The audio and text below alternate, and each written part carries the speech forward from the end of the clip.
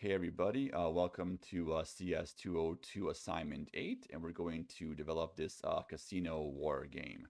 So in this program, we're going to be, well, I guess the skills you will gain is going to be, you're going to have to develop your linked list class, which it'll be a single or one-directional linked list class you have to implement. You have to work on inserting to the back, moving from the front. Those are going to be the two main functions you have to write with your linked list. And you're also going to have to do some exception handling in this assignment as well. And the purpose of that is just to at least get some practice with exception handling, but we're not going to do anything too complicated with exceptions, but we'll kind of see a rather decent use of exception handling. And of course, in main, you're going to simulate this game, and a linked list will be used because we're going to have to store a deck of cards, which really means a list of cards. And a linked list is a great data structure for this because you're going to be constantly moving from the front, inserting to the back. So really, a linked list is a very nice data structure to maintain this deck of cards. So let's go ahead and first just I have this game open here, and I'm going to just simulate the game for you so you can just get an idea of how it works. But again, to be a very simple game to implement. Let's go ahead and begin just the testing of this game. So let's go ahead and begin this. So war is really just this thinking person's game for those who don't like to do a lot of thinking, is the idea. I mean, you might think that you're thinking, but you're just dealing cards and hoping for the best. The way war works is you have two players who have a deck of cards. So I'm going to be player, although this should be really me because we have the fancy mustache there. So that should be me actually, but I'll be playing the person, not the computer in this case. So in our game, we're going to have fewer cards because we want the game to eventually end, and we want to simulate when the game is over. So I'll have a smaller deck, but typically you have these two decks of 26 cards. And the way it works is, let's go ahead and deal. There we go. So the computer or the other player put down a queen. So right now, in order to win, we have to get a card drawn from the top of our stack or top of our deck that has a larger value than queen, which probably won't happen. Let's go ahead and try this out anyway. So I had a 4, so my card was smaller, so the other player took both cards. That's it. So right here, we have a 7. I pulled a 10, so I, win because I had a larger hand or a larger value on my card. So the actual suit of the card does not really matter. It's the face that matters. So here, the clubs doesn't matter. It's 5 is the important number. I have to beat a 5 right now. Let's see if I do. Well, I got a 2 of hearts, so I didn't get that. King of spades.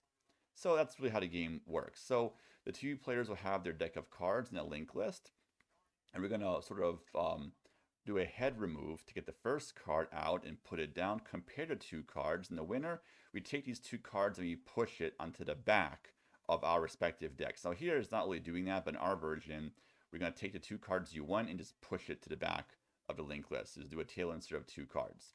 Now, I'm trying to create a situation where we end up getting like a tie, but it's very hard to get this. But if a tie does happen, so I'm going to keep playing a little bit, but I'll just mention it right here. It's also here in the rules. I also have the content also in the PDF. I explain how war works, but there's also the rules right here. So in this case, you can see right here in the description, let's say if I have two cards that are the same, what happens then is each player, so Bill and player, would put down 3 cards of their own respective stacks face down, and then a fourth card is going to be where you're going to play against your opponent. And if you win, you take every card that's on the that's there in the middle. So I'm trying to create a situation where that happens, but I don't think it's going to be likely to happen so much. So I don't want to stay here forever and keep playing. But the idea is if that happens, we have a draw, then Bill puts down 3 cards, I put down 3 cards, and then a fourth card, we draw, and whoever wins takes all the cards it puts down to their stack, and that's it. And the game is over once one of the players has no more cards remaining. So that's just a quick simulation of this game. Let's go ahead and now go into the actual implementation details of our assignment. Okay, let's look at our linked list class first. So pretty standard. So in our linked list, I have our header guards right there. So if in case we have multiple includes of this, we don't redefine a linked list in several spots. Um, it'll be a templated class because remember a linked list really can store a list of anything really. So I guess a template is an appropriate data structure to use or appropriate to use a template in this assignment. And for our private members, we first have our class node defined. So, our class node have everything public, so it's just a glorified struct, but since CS202 is all about classes, we'll just stick to a class instead. So there's no getters and setters for our class node, everything is a public. So it's going to be a singly linked list. So we have our data field and we have our pointer to our next node. And you don't have to put the actual template brackets right here because this node is actually not a class template. The linked list is a class template. Node is simply a member of linked list. We don't have to put that brackets right there.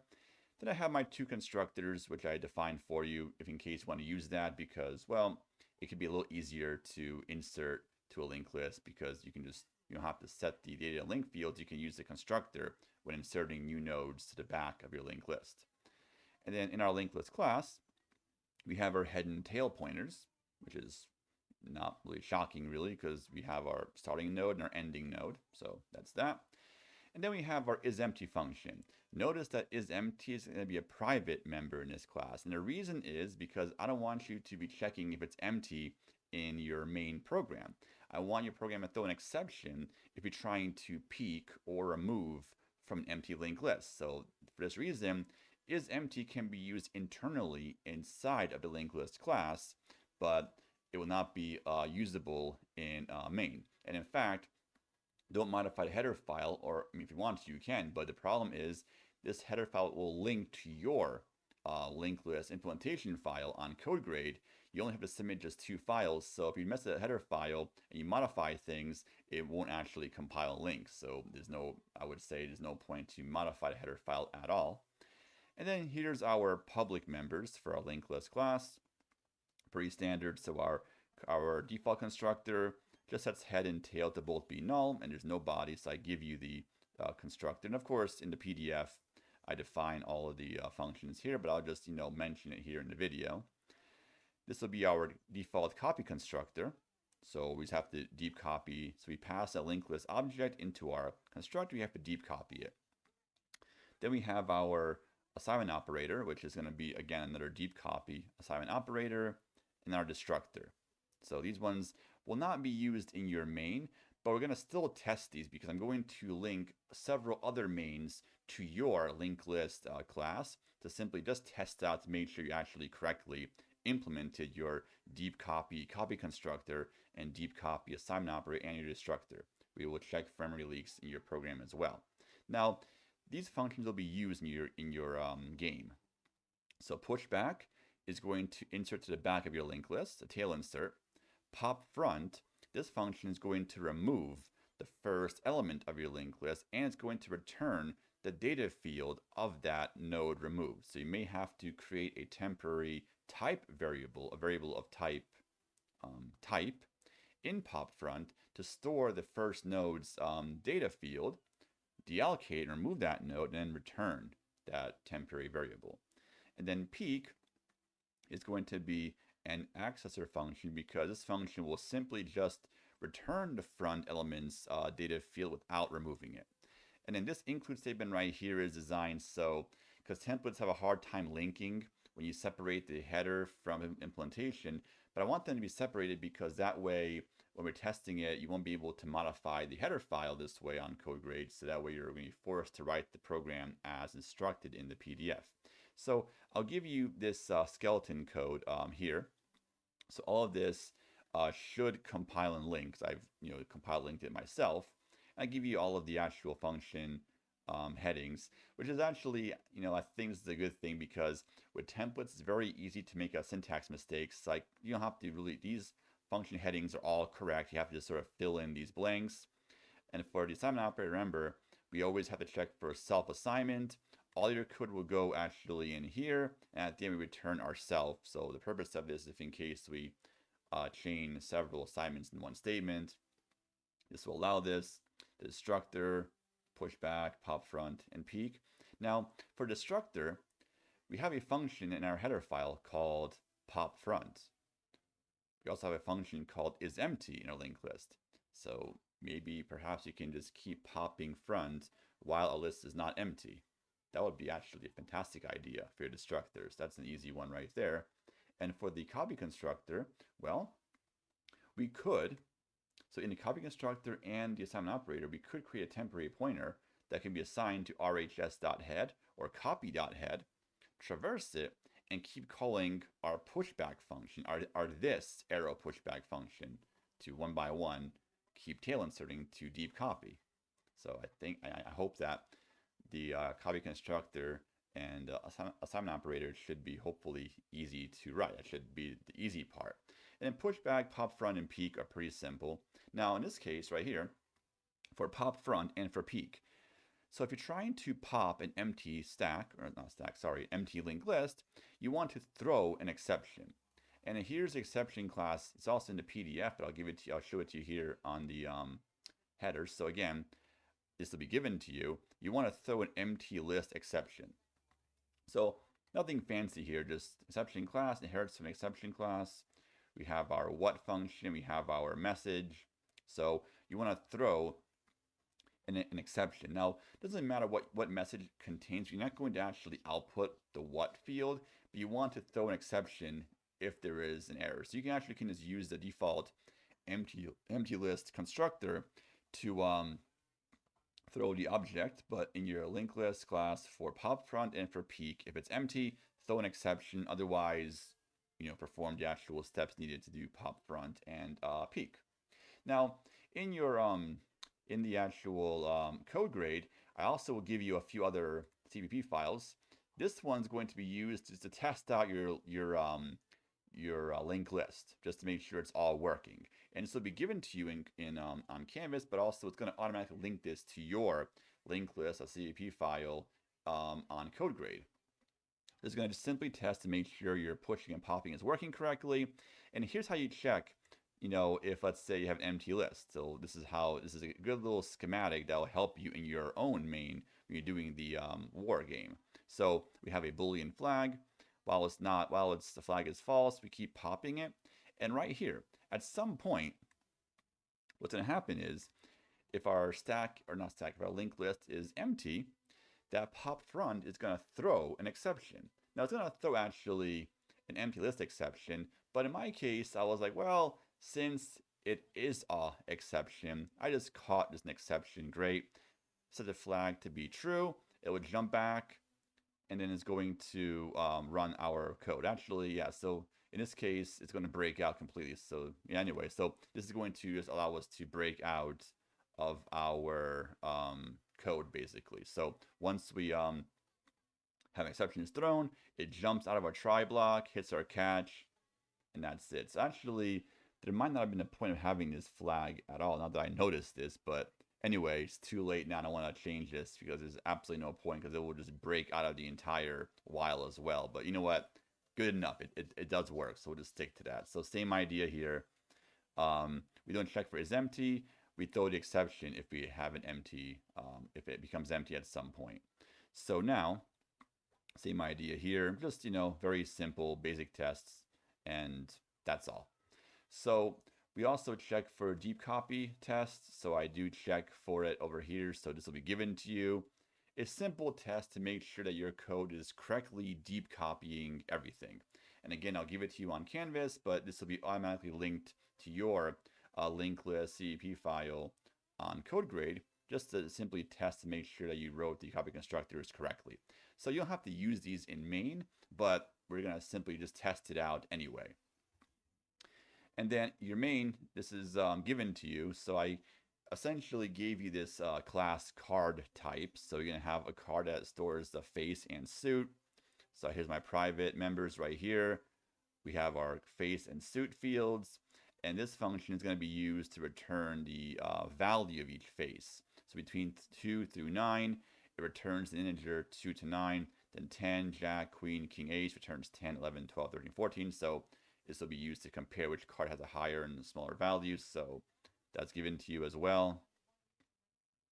And then, of course, our card type, we have our getters, we have our constructors, and this will be used to compare our faces. So I also give you the card type class. So now your objective is going to be you have to just write the main code right here. You can have additional functions as needed, but you're going to have to use try catch to end the game because once we throw an exception in our program, that means one of our linked lists becomes empty, which means we know that the game is over. Now the problem is when it throws an exception, you can't tell which, you won't be able to tell which linked list became empty.